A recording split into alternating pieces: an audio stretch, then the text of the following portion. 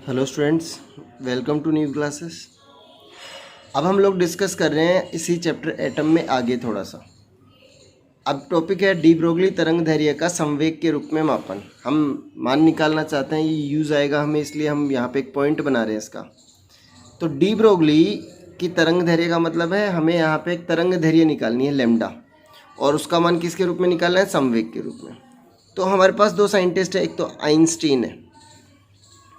Einstein एक scientist है। Einstein ने कहा था, आइंस्टीन के अनुसार E बराबर क्या होता है? mc square.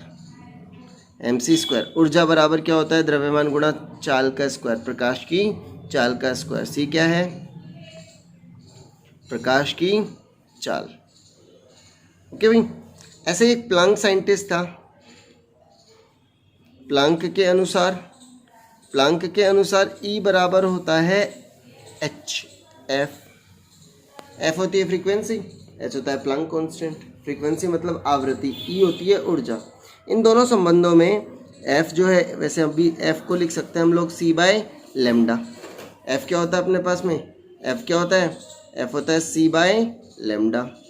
सही है, एफ होता है सी बाय लेमडा। पिछले पॉइंटों में पढ़ा था अपन ने। सही है। अब दोनों को देखो बराबर करेंगे तो क्या आएगा अपने पास में? जैसे इम्प्लाइड हम क्या कह सकते हैं? एम सी स्क्वायर बराबर एच सी अपॉन लेमडा। ये सी से सी क्या हो गया? कैंसिल। एम इंटू सी बराबर एच बाय लेमडा। अभी संवेग क्या होता है? संवेग क्या होता है? संवेग होता है द्रव्यमान गुणा वेग।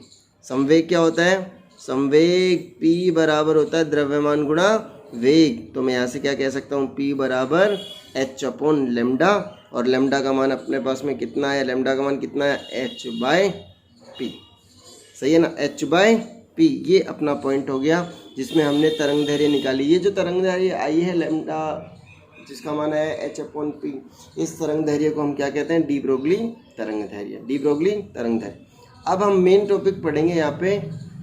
वो मेन टॉपिक क्या है कि नील्स बोर का दूसरा सिद्धांत है एम वी आर बराबर एन एच अपॉन टू पाई। तो एम वी आर बराबर एन एच अपॉन टू पाई, इस सिद्धांत की व्याख्या करेंगे हम डी ब्रोगली की इस तरंग दैर्घ्य से। डी ब्रोगली की इस तरंग दैर्घ्य से, इसी को हम लोग आगे डिस्कस कर रहे हैं, देखना भाई।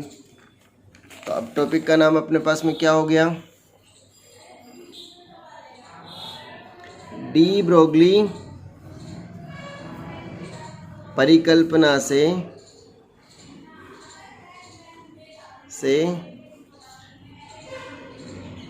बोर की द्वितीय परिकल्पना का सत्यापन।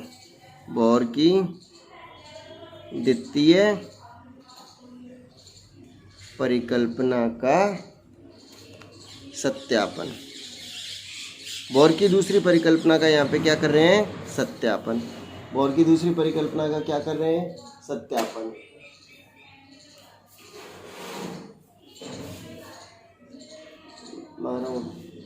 बोर की दूसरी परिकल्पना का क्या हो रहा है? सत्यापन। हाँ भी, ध्यान से समझना, ध्यान देना। यहाँ पे अपने पास मान लेते हैं नाभिक के चारों ओर एक परमाणु में इलेक्ट्रॉन जो है वो इलेक्ट्रॉन वृत्ताकार कक्षा में चक्कर लगाता है। ये इलेक्ट्रॉन वृत्ताकार कक्षा में चक्कर लगाता है। तो ये इलेक्ट्रॉन वृत्ताकार कक्षा में चक्कर लगाता है, ये कहा था नील्स बोहर ने। ठीक है ना भाई, किसने कहा था? नील्स बोहर ने। अब इसी को समझने के लिए क्या किया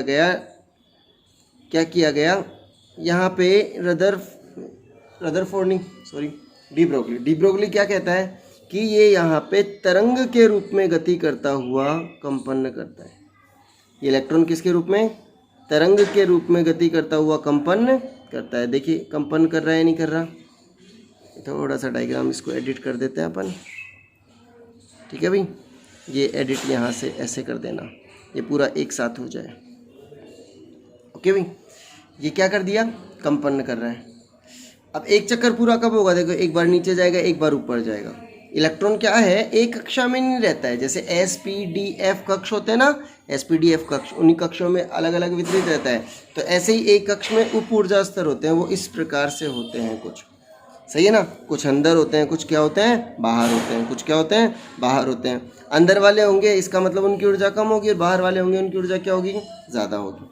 अब एक चक्कर में जो तय दूरी होगी यहाँ से यहाँ तक जो तय दूरी होगी, देखो पूरा चक्कर हो गया ना, देख आधे से स्टार्ट हुआ, 1/4 से स्टार्ट हुआ, फिर आधा है, फिर 1/4 है, इसमें एक तरंग दैर्घ्य के बराबर दूरी तय होती है, तरंग दैर्घ्य के बराबर दूरी तय होती है। मान लेते हैं इसकी त्रिज्या कितनी है अपने पास में, इसकी त्रिज्या कितनी है r, यहाँ तक, इसकी त्रिज्या कितनी है r, इसकी त्रिज्या कितनी है r, और ऐसे n चक्कर लगा रहा है वो, कितने चक्कर लगा रहा है, n चक्कर। तो n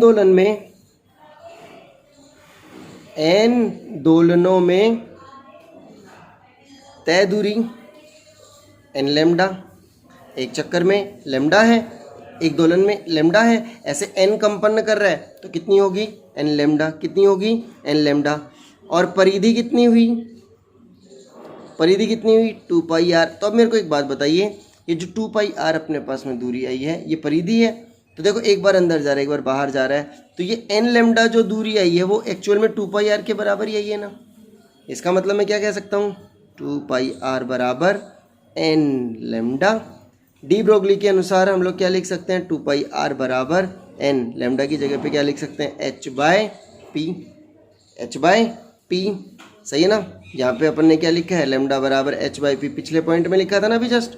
हाँ भाई, p क्या होता है, संवेग होता है, p क्या होता है, संवेग होता है, तो इस संवेग की वैल्यू रख रहा हूँ मैं, तो ध्यान देना क्या लिख सकता हूँ, 2πr बराबर n h/p, p की जगह क्या रख सकता हूँ mv, p की जगह पे क्या रख सकता हूँ mv। अभी देख 2π को इधर ला रहा हूँ और mv को इधर ले जा रहा हूँ, तो क्या आया mvr is equals to nh/2π। क्या यही बोहर की द्वितीय परिकल्पना है, हाँ बिल्कुल, ये बोहर की दूसरी परिकल्पना है। और ये आपने किससे निकाला है, डी ब्रोगली से, किससे निकाला है, डी ब्रोगली से। Okay, thank you.